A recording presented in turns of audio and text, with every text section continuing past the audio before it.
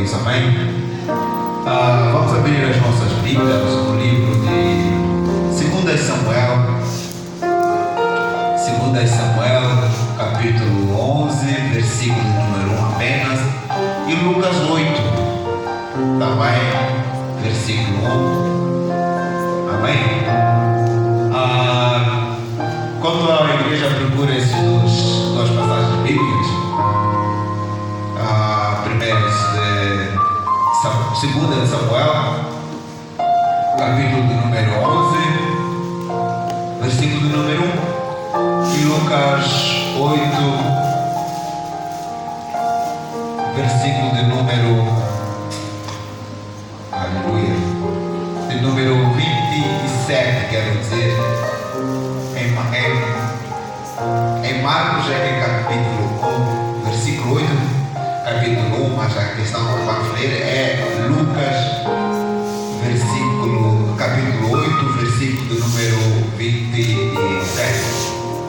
Havíamos combinado na semana passada que esta semana, ou hoje, teríamos uma oração especial para todo aquele que tem um propósito especial para este ano, que decidiu ou teve a coragem de escrever os seus propósitos no papel, que vai lhe servir como guia para o ano todo poder encontrar ou alcançar aquilo que planejou, de forma que quando conseguir terminar os seus propósitos, possa desenhar os outros e assim sucessivamente.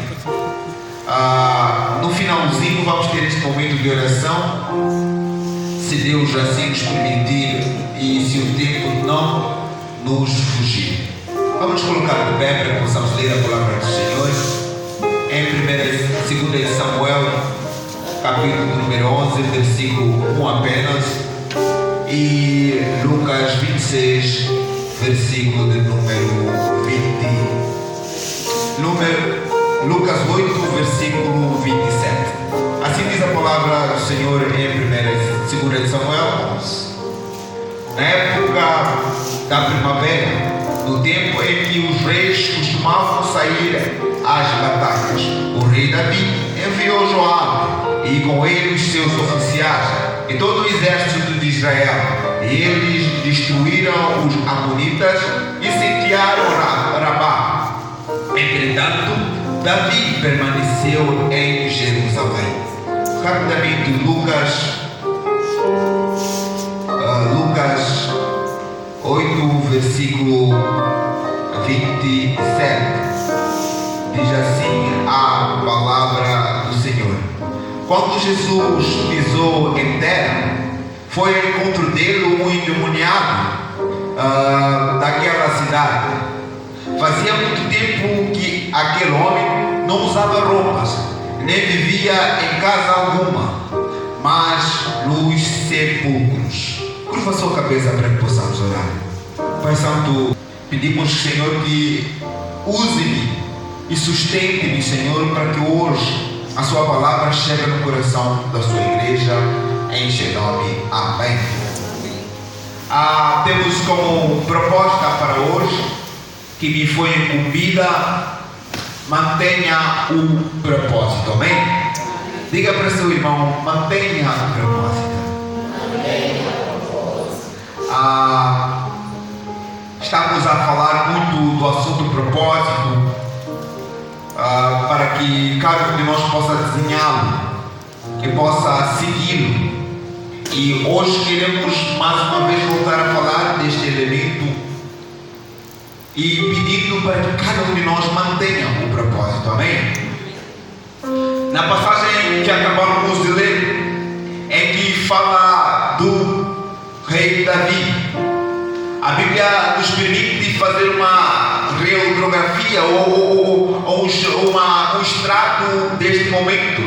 A passagem inicia dizendo que, olha, era uma época em que os reis ainda iam para a guerra, mas o rei Davi em questão, esse não se faz a guerra. O que me chama a atenção para esta passagem é que aquele homem que nós vimos sendo ungido pelo profeta Samuel, ele desde aquele momento foi um jovem cheio de propósito, foi um jovem que que sabia que seria rei. Foi um jovem que sabia que, olha, não interessa como vai ser que eu seja rei, porque era naquela época sabido que para você ser rei era necessário ser filho do rei. Mas Davi não era filho de nenhum rei. Davi era apenas mais uma pessoa no meio daquela comunidade. Mas mesmo assim, Davi decidiu dentro de si: há um propósito que Deus coloca na minha vida, eu vou ser rei. E ele começa a se comportar como alguém que vai ser rei. Ele começa a cuidar dos assuntos de forma mais clara. Ele começa a ser contundente. Ele começa a ser uma pessoa focada. Ele começa a ser alguém que de alguma forma mostra respeito. Se você fizer uma radiografia ou então procurar fazer um extrato da vida de Davi, notamos claramente que ele cuida das ovelhas do seu pai com o dever certo. Ele não deixa que nada se perca. Pelo contrário, ele dá a sua vida para poder proteger as ovelhas. Olha, amado, quando chega a oportunidade de Davi mostrar que ele dá a sua vida pelo seu povo, se nós também fizermos uma analogia sobre aquela época, o rei era alguém com muito, mas muito poder. E ele, quando mostrava para o seu povo que ele era a pessoa certa, era normal dizer que quando o rei morre, o povo para de lutar, porque ele era a figura mais importante daquela comunidade. Mas mesmo assim, quando Golias se levanta, o rei Saul não se movimenta. Pelo contrário, fica lá na esquina, escondido, a dizer: será que não vai aparecer alguém que vai lutar por este povo? Que é a minha obrigação cuidar dele. Mas olha aqui, Davi mostra ao contrário para Saul. E ele pessoalmente diz: olha, eu vou lutar para o meu povo. Amém? Olha aqui, este mesmo Davi cuida do rei. Eu imagino o Davi entrando em casa de Saul, indo tocando lá sua harpa, indo cuidar da saúde de Saul. E ele refletindo dentro de si: um dia desses eu serei rei. Deus me prometeu que eu vou ser rei. E quando Davi torna-se rei, olha, amado, algo maravilhoso acontece. É que aquela promessa que Deus havia feito para Abraão começa a se realizar por meio de Davi. Aquela terra que Deus havia prometido a Abraão começa a ser efetivada por meio de Davi. Ei, amado, esse jovem ou esse rei era alguém com um propósito bem definido. E por ter propósito, ele buscava a realização deste mesmo propósito. Mas olha que nem tudo é mais mar de rosas. Olha aqui, Davi transforma-se. Davi muda da água para o vinho. Aquele que tinha propósito, aquele que estava focado, de repente perde-se. Diz a Bíblia que quando ele sente os sinais da possível prosperidade, da possível realização daquilo que era inicialmente o seu propósito, ele fica relaxado, ele começa a se comportar de um jeito diferente. Mas olha, amado, existe um outro exemplo na Bíblia daquele que não fica preocupado com os sinais, ele se preocupa com a efetivação ou a realização do propósito. Ei, amado, Davi viu que já havia um reino. Davi viu que quando eles iam à batalha, Deus concedia a vitória. E ele começa a ficar relaxado, fica em casa, já não vai para a guerra. Mas olha, a mesma Bíblia dá um exemplo de um profeta chamado Eli. Esse homem, quando faz uma oração para Deus, ou quando Deus lhe dá a palavra, diz: olha, vai dizer a Acabe que durante esses anos não haverá chuva. Até quando eu te disser alguma coisa, é quando haverá chuva. Olha, quando Deus diz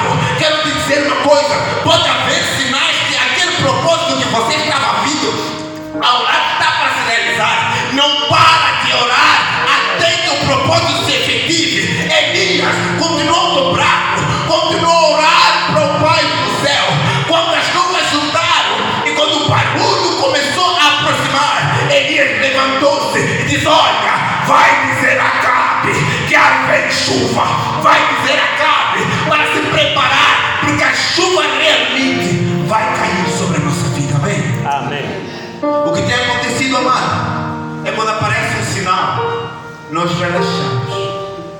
Quando parece que vai dar certo, nós relaxamos. Davi, no meu ponto de vista, também começou a relaxar. Ei, veja os elementos que Davi de alguma forma deixa passar por si. Quando o povo de Israel ia à guerra, carregava consigo a arca da aliança. Ei, amado, Davi deixou que a presença de Deus saísse de Jerusalém, e ele ficou em Jerusalém. Deixou que a arca fosse para fora, correndo todos os riscos, e Davi ficou em casa. Se você ler a sua Bíblia, quando Davi levou esta mesma arca para Jerusalém, ele dançou, cantou como uma criança, até que a sua própria mulher diz: olha, não fica bem um rei dançar desse jeito. A alegria que Davi tinha de poder carregar a arca da aliança para casa era algo espetacular. Mas hoje, porque o propósito já não está na cabeça, diz que a arca pode vir. Cuidado com os sinais. Este mesmo Davi, que quando o povo dele, ou aquele grupo de guerreiros, passava fome, diz a mesma Bíblia que Davi entrou no santuário e foi lá dizer ao sacerdote que os meus homens estão com fome, permita que darem de comer. Davi era homem preocupado com os seus, mas quando ele fica preocupado com os sinais, manda eles irem sozinhos, porque as coisas vão dar certo. Já não precisa de orar. Já não precisa de orar porque tirou o primeiro 14 na escola. Já não precisa daquelas 4 horas de escola de leitura que você tinha, porque as coisas já começaram a dar certo. Amado, quero que você prestemos atenção. Não te iluda com os sinais, mas atente até que a realização aconteça. Amém. Quando ela acontecer, você tem razão e motivo para festejar. Aleluia. Amém. Mas olha aqui, neste mesmo processo, nas leituras que eu acabei fazendo, um grupo de pessoas, estudiosos, diz: olha, Davi ficou em casa. Não era por causa do propósito que ele já havia perdido. Davi ficou em casa porque já tinha palácio.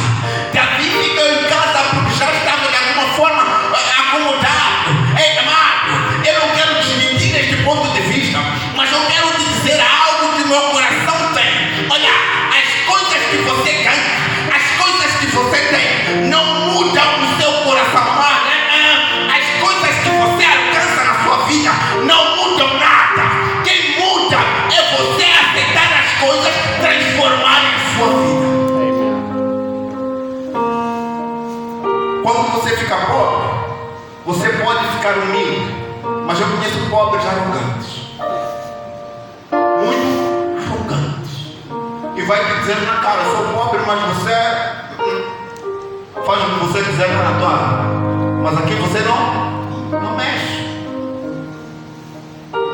Mas há pessoas que quando eram ricas ficam muito cheias, quando ficam pobres nem parece a mesma pessoa. Mas ao mesmo tempo existem pessoas que eram pobres, quando aparece um pouco de riqueza mudam por completo. Amado, eu nego este processo de transformação. Você só se transforma quando você permite haver transformação. Amado, as coisas não transformam os homens. Os homens é que se deixam transformar pelas coisas. Aleluia, presta atenção nisso. Você não vai se tornar boa pessoa porque você tem alguma coisa. Pelo contrário, você é boa pessoa quando você aceita ser boa pessoa. Eu vejo muitas pessoas que tentam se passar por boa pessoa. Há pessoas que aparecem na televisão a doar dinheiro aos outros para mostrar que são boas pessoas, mas depois você vê o que faz com ele mesmo. Se ele é boa pessoa, primeiro tem que respeitar a ele mesmo. Permita, amado, que as coisas que você está à procura nunca te transformem. Pelo contrário, desfrute das coisas que você tem. Amado, diz a própria Bíblia que, olha, as casas foram construídas pelos homens e Deus não habita em casa nenhuma. Não interessa o palácio que Davi havia construído, mas Deus não habita em palácio.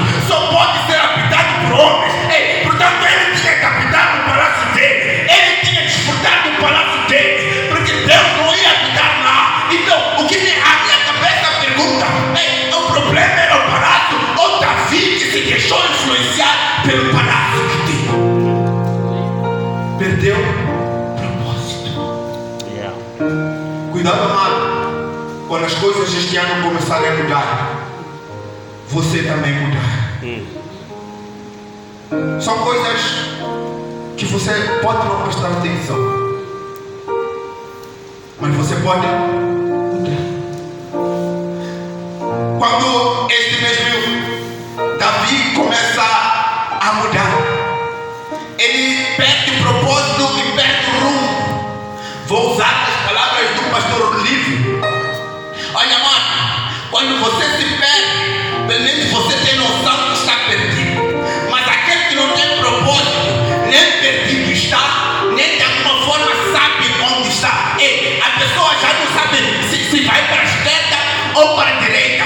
Não sabe se tem de alguma forma de caminhar para frente ou para trás. Porque está a correr. Quando chega ali, vê, parece que a frente é longe, atrás também é longe, a esquerda no centro onde vai, a direita nem faço ideia. Parar aqui também não dá, porque vou morrer à fome. Fica sem fazer nada. Eu acho que Davi ficou nessa situação de não saber o que fazer. Sabe o que ele foi fazer? Ele já almoçou e foi ficar lá em cima do terraço a apreciar a mulher dos outros.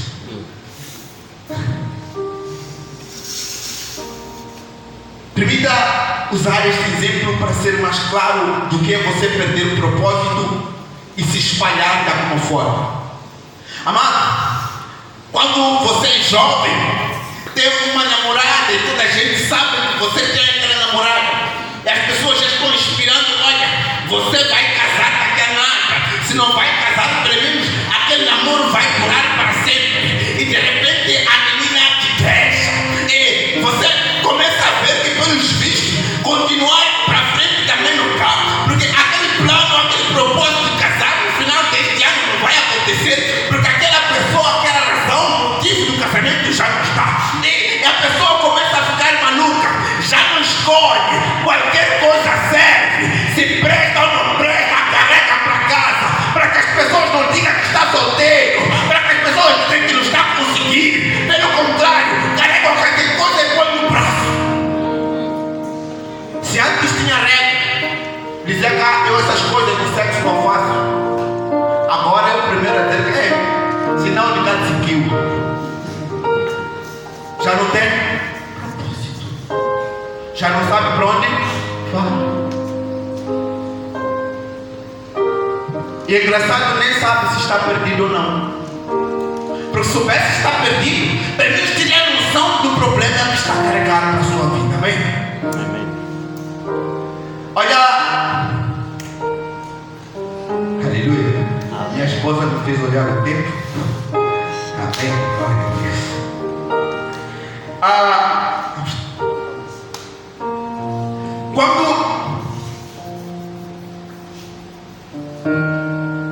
Quando a pessoa perde o propósito da sua vida, o diabo vê um momento ou uma oportunidade para despertar em si as suas fraquezas. Ei, amado, Davi naquela época já tinha por aí 7 mulheres. Ele tinha muitas concubinas. Mas olha aqui, quando ele decide ficar sem propósito, o diabo vê que há uma oportunidade para despertar nele a necessidade de ter mais uma mulher. Ei, amado, não era pecado, não era crime naquela época Davi escolher mais uma mulher. Ei, não era problema isso. Ele, se quisesse, podia dizer: amanhã quero escolher mais 4. E aparecer 4 dispostas a casar com Davi. Não era problema. Mas como ele não tinha propósito, Satanás despertou nele uma fraqueza. Satanás desperta nele uma necessidade que nem era necessidade. Cuidado quando você não tem propósito. Satanás sabe que você não tem propósito e levanta qualquer coisa. E você e eu seguimos.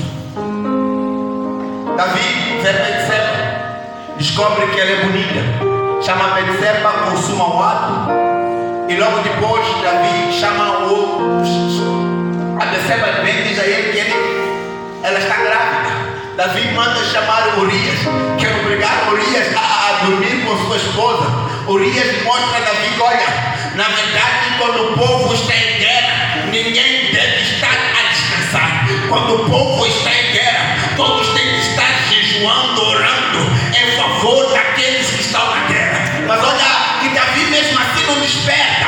Ele pelo contrário, não ouve aquela alerta que Urias trazia para si. Ele não dá mais valor, porque olha, quando Satanás entra na sua vida, os seus ouvidos tapam-se. A única coisa que você segue é a tua cegueira. Olha aqui, Davi começou com o pecado da cobiça. O demônio que entrou em Davi foi o demônio da cobiça. Ou o demônio que influenciou Davi foi o demônio da cobiça. Mais tarde, o demônio do amantismo é que influenciou Davi a amantizar. Depois, o demônio da mentira entrou na vida de Davi. Mais tarde, o demônio do assassinato entra na vida de Davi. Vamos por ele para Lucas. Quando Jesus vê aquele homem, ele já não vivia a sua vida. Ele vivia no cemitério. Ele já não vestia as suas roupas. Ele já não tinha casa. Ele começa a viver dentro do cemitério. Amado, são muitas pessoas sem propósito que já não vivem as suas vidas. Vivem dentro do cemitério. Elas já não vivem conforme a sua vontade. Elas vivem presas dentro do cemitério. Vivem presas agarradas aos seus próprios pecados, que não vão vos deixar, não vão me deixar. Pelo contrário, vão continuar a querer viver dentro do cemitério. E quando Jesus chama aquele homem chega para Jesus. Jesus pergunta para ele: qual é o seu nome? E ele diz: olha, eu sou uma legião. E para dizer que eram muitos demônios dentro daquele homem. Para Davi também já eram muitos demônios que influenciavam Davi. Presta atenção na minha e na sua vida. Qual é o montante, qual é a quantidade de demônios que vai influenciando a minha e a sua atitude? Você começa de uma simples mentira. Depois cresce e passa a ser uma vergonha. Depois passa a ser um roubo. Depois passa a ser sei lá o quê. E você vai colecionando a quantidade de demônios que vão influenciando dia após dia na sua vida. E ele não te deixa ver a razão. Você continua vivendo dentro do cemitério, acreditando que está vivendo a sua vida. As pessoas, por mais que te digam e dizem: olha, você está sofrendo, você não há de ver nada. Aquele homem diz a Bíblia que repreendiam para lhe tentar se tirar daquela situação. Ele quebrava as algemas que lhe colocavam e voltava por ele para dentro do cemitério. Somos muitos que depois desta pregação vamos voltar a quebrar as mesmas algemas que nos permitiriam viver na glória de Deus e voltarmos a correr novamente para o nosso cemitério, agarrado àquilo que nós chamamos que é o meu pequeno problema, é o meu pequeno assunto. Mas olha que algo que acontece com aquele homem e que acontece com Davi. O Deus que eles seguiam, o Deus que eles tiveram o privilégio de ter um encontro, teve o privilégio de lhes fazer novas criaturas quando eles aceitaram Ele entrar na sua vida. Amém? Não existe quantidade de problemas que você está vivendo. Não existe quantidade de demônios que estão a influenciar as suas atitudes. Há pessoas que tanto mentirem e já nem sabem o que é mentira, o que é verdade. Ele se encontra a mentira e de repente descobre que está a tentar dizer a verdade, mas o negócio que fala é mentira. É tão engraçado que a pessoa pensa da maneira que está influenciada naquele cemitério dele, começa a acreditar que aquilo que está fazendo é a coisa certa. Mas se você um dia perguntar a ele: você pensa até mesmo que isso que você está fazendo está certo? Ele não é. Mas por que faz? Porque o demônio que cuida de si, que trabalha em si, que faz acreditar que você está certo.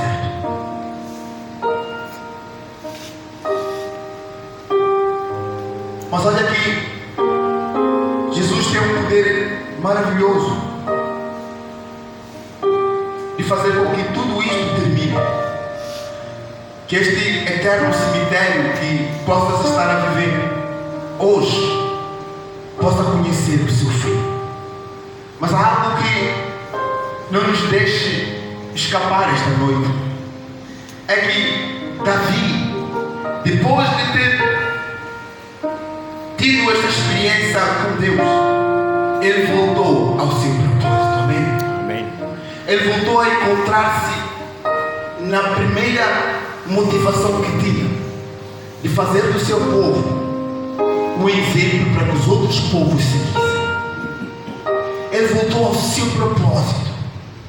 Por isso continuamos e pedimos a dizer à igreja: mantenha o seu propósito. Porque quando você perder esse propósito, quando você deixar de escapar esse propósito, haverá quem vai colocar um propósito na sua vida. Haverá um momento que alguém vai colocar algo que você chame de motivo da sua vida. Guarde o seu propósito. Seja ele um elemento para você viver. Seja ele algo que te motive. E se esse propósito for aquilo que você carrega consigo no peito, de agradar primeiro ao seu Deus, que o resto lhe será acrescentado. Amado, eu lhe garanto uma coisa: você e eu poderíamos ter o privilégio de ser a pessoa mais equilibrada da face da terra. Amém? Amém. Quero convidar a você que já tem a sua lista, para neste momento em que vamos orar, segure nela. Olha, se você já consegue ter uma lista, você mostra que você já tem condição de ter um propósito na sua vida. Você não tem vergonha daquilo que você deseja. O maior problema de nós, raça humana, mano, é ter vergonha de nós mesmos. Sabe? Há pessoas que têm namoradas, têm marido, têm mulher, mas não cuida bem da mulher, não cuida bem do filho, e cuida bem do filho do vizinho, porque tem vergonha daquilo que é dele. Se você lhe perguntar como é que vai teu curso na faculdade, esse curso não tem mercado. Se eu fosse engenheiro, seria melhor. Como é que vai o trabalho? Esse trabalho não está bom. Se eu trabalhar, só você trabalha, é melhor. Como é que vai teu bairro? No meu bairro tem muita criminalidade. Se eu pudesse mudar de bairro, se eu falar de perguntar, como é que vai teus pais? Tua mãe dizer, se eu pudesse mudar de pai, seria melhor. Se eu houvesse nascido na família de Deus, seria tudo melhor. Que nós temos vergonha daquilo que nós somos. Amado, desperta em ti um verdadeiro propósito. Se você tem vergonha do que você é, se tem vergonha do estado da sua família, começa hoje, coloca isso como propósito. Eu vou fazer o meu pai e minha mãe alguém bem sucedido. Aleluia. Amém. Se é a casa que te põe com vergonha, amado, diga: eu vou construir uma casa melhor para os meus pais. Só precisas ter um propósito e seguir. Não interessa como vai, esquece como vai se realizar. O importante é você ser uma pessoa fixada no teu propósito. Se Davi houvesse pensado: como é que eu vou ser rei? A primeira coisa que tinha na cabeça dele é matar Saúl e sua família. Seria o motivo mais claro que Davi ia usar. Mas Davi, pelo contrário, conservou a vida de Saúl muitas e muitas vezes. Deus vai trazer para si aquilo que você procura. Não procure saber como.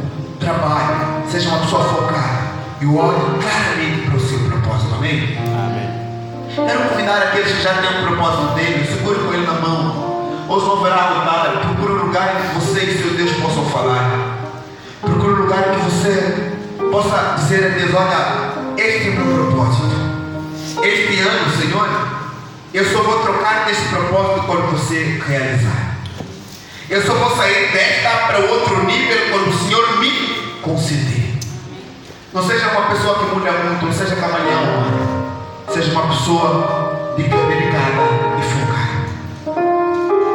Enquanto as irmãs nos ajudam a atuar o corpo, segure o seu papel com o seu propósito. Ele é seu.